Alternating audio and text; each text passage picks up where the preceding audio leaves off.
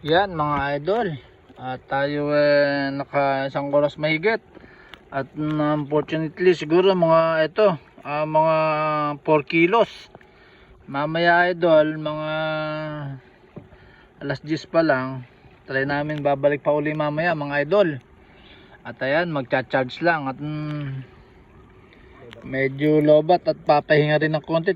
Malamig pala mga idol. Ito kinalaglag sa bangka mga idol. Bulitin na lang at ang ating camera nakasealed siya. Kaya yan, ayan mga idol, yan oh. Yung mga nanguhuli din ng hipon mga idol yan. May mga lambat naman sila. Tapos papandawin nila mga siguro mamayang madaling araw. Ayan. Ayan, eto na pala tayo. Ang bilis ha. Isang oras at kalahati lang tayo, pero ang dami nating nahuli oh. Kaya ayan na yung ating daungan. Ayan, medyo malamig lang. Magkakape lang uli kami mga idol. At babalik na naman kami.